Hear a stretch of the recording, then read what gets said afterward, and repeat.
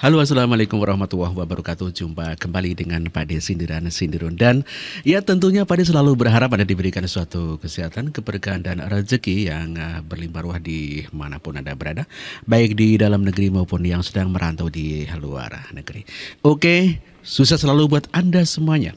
Dan langsung kita bacakan informasi di mana Anies Baswedan itu dilaporkan ke Badan Pengawas Pemilu. Sebetulnya apa sih persoalannya? Ya, ini adalah persoalannya mengenai mengutip daripada pada saat debat itu mengutip jumlah daripada tanah Pak Prabowo. Ya, kita baca sedikit ya. Diketahui kelompok yang mengatasnamakan Pendekar Hukum Pemilu Bersih atau PHPB melaporkan Anies ke Bawaslu. Hal itu ada kaitannya pertanyaan pada saat debat mengenai kepemilikan lahan Prabowo seluas 340.000 hektar dan 700 triliun rupiah untuk alutsista bekas. Jadi ini Anies Baswedan ini ya mengkritik mengenai 700 triliun yang dikatakan untuk membeli alutsista bekas ya. Karena diketahui jumlah anggaran kemenahan tidak mencapai 700 triliun dan terkait bidang tanah yang dimiliki oleh Capres nomor urut 2 Prabowo Subianto seluas 340.000 hektar, hal itu tidak benar. Demikian kata perwakilan PHPB Subadria Nuka. Ya, ini tidak sesuai dengan kenyataan anggaran masalah 700 triliun. Ini anggarannya saja nggak sampai segitu ya. Kok masa alutsista sampai lebih, ini kan sungguh tidak masuk akal. Mengenai jumlah 340.000 hektar, ini dikatakan sekarang sudah kurang dari itu. Ya, dikarenakan mungkin dulu waktu Anies nyalon gubernur katanya kan digadaikan ya atau dijual mungkin untuk membiayai Anies. Ini sungguh suatu hal yang sangat luar biasa. Pak Prabowo begitu memberikan suatu support dukungan baik tenaga, pikiran bahkan harta, tapi pada kenyataannya Anies malah menantang pencalonan pencapresan. Ia menantang karena melawan Pak Prabowo. Ya, banyak orang yang sangat menyayangkan hal ini. Karena sebelumnya Anies juga mengatakan kalau dia mengatakan kalau Pak Prabowo nyapres maka dia tidak akan nyapres. Pada kenyataannya kita bisa melihat ternyata Anies Baswedan nyapres. Waduh, bagaimana ini tanggapan Anda? Monggo.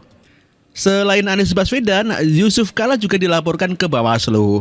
Tapi entenglah jawaban JK, silahkan saja. Yang dilarangkan kampanye, katanya begitu. Berarti bukan kampanye dong, bukan ya.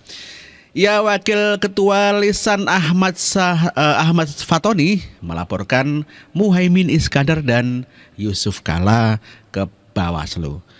Hal itu terkait komentar daripada film Dirty Food ya. Dirty Food kita ketahui adalah disutradarai ya yang orang-orang yang dulu ya, yang pernah membuat Sexy Killer. Dan pemerannya di sini ada adik Pak Mahfud MD ya. Dan itu dari dosen UI juga, Mahfud Pak juga daripada dosen UI. Ya, selain daripada Yusuf Kala, Caimin juga dilaporkan. Karena apa? Karena mengupload trailer film Dirty Food yang dalamnya juga banyak hal yang tendensius isinya, yaitu menyudutkan salah satu paslon. Meskipun di dalamnya ada juga paslon yang lain, namun lebih ke spesifik kepada Prabowo Gibran. Yusuf Kala juga mengatakan dalam film itu baru 25% yang disampaikan. Jadi seolah-olah mau membangun narasi kecurangan itu lebih daripada 25%. Ya, suatu hal yang menurut saya juga tidak masuk akal. Pemilunya belum dilaksanakan. Kenapa sudah berani mengatakan kalau itu adalah curang? Curang yang bagaimana? Bisa dikatakan curang kalau pemilu sudah berlangsung, kemudian diberikan suatu bukti-bukti fakta-fakta. Tinggal nanti dilaporkan ke Bawaslu untuk diproses secara hukum pemilu kan, undang-undang pemilu yang berlaku kan begitu. Sementara pemilunya belum, sudah dikatakan curang, ini ya sungguh tidak masuk dalam nurul Ya di luar nulur begitu ya. Dan setelah Anies Muhaimin, kemudian Pak JK juga dilaporkan. Tadi juga kita bahas mengenai Anies yang dilaporkan. Ternyata Mahfud MD juga dilaporkan ke Bawaslu. Ada apa ini? Ya kita lihat saja ya. P3K ini adalah perkumpulan orang-orang yang melaporkan kepada Pak Mahfud, menganggap Mahfud MD itu melanggar aturan kampanye karena berpantun yang isinya mengajak masyarakat memilih dirinya dan pasangannya Capres Ganjar Pranowo pada saat pengundian nomor urut. Mahfud telah merespon laporan itu. Biar diolah Bawaslu, demikian kata Mahfud, dikutip dari Detik Jawa Timur. Ya, jadi pada saat pemilihan nomor urut gitu ya, dia mengajak, padahal itu bisanya dilaporkan karena belum saatnya kampanye. Jadi belum ada waktunya kan, ada jadwal-jadwalnya. Itu kan termasuk melanggar kalau sudah mengajak memilih saya misalnya. Ada waktunya Pak Mahfud, kenapa buru-buru? Makanya dilaporkan ke Bawaslu.